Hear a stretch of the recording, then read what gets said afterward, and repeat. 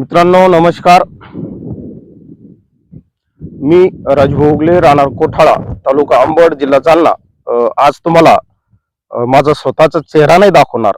मी माझ्या भागातील वास्तव परिस्थिती सांगणार आहे. आज 2 ऑगस्ट 2026. मित्रांनो, पावसाळ्याचे 2 महिने संपलेले आहेत. तुम्ही ही कपाशी पाहू शकता.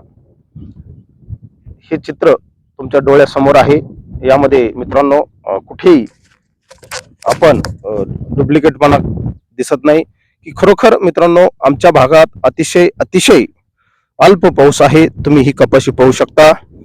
मुद्दाम मी आज तुम्हाला हा व्हिडिओ दाखवत आहे. अतिशय या शेतकऱ्याने कुठलेही खत किंवा इतर खर्च या कपाशीला केलेला दिसत नाही. तुम्ही पाहू शकता.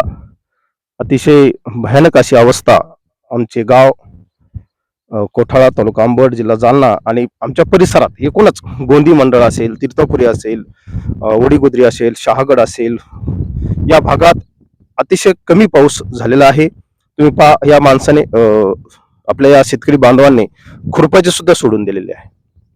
म्हणजे ही परिस्थिती रेल आहे. उगीच काहीतरी सांगून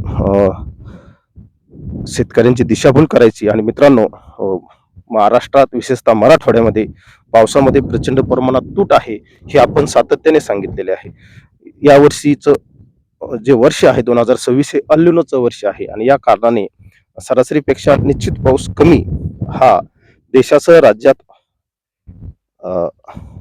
सध्या झालेला आहे आणि पुढे ही परिस्थिती सुधरेल अशी आपण अपेक्षा करू. परंतु मित्रांनो, सध्या तरी 15 ऑगस्ट पर्यंत कुठेही तुम्ही पाहू शकता. मित्रांनो, हे पहा, 15 ऑगस्ट पर्यंत तुम्हाला अतिशय पैप सुद्धा तसेच पडलेले आहेत.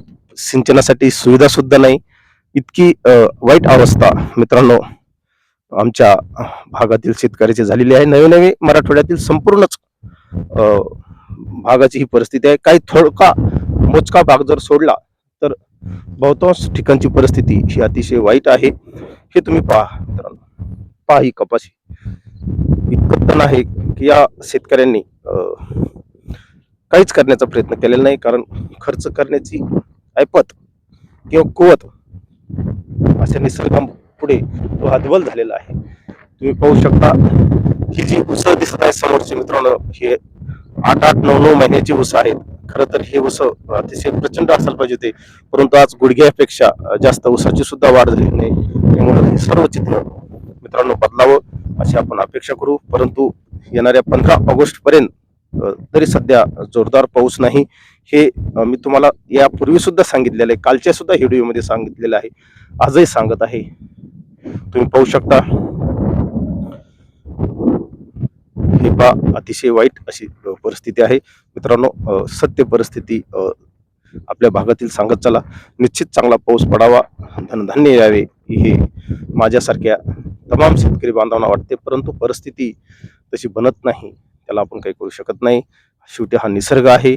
निसर्गापुढे आपल्याला जाता येत नाही. एवढंच या निमित्ताने सांगतो. थांबतो. जय हिंद, जय महाराष्ट्र.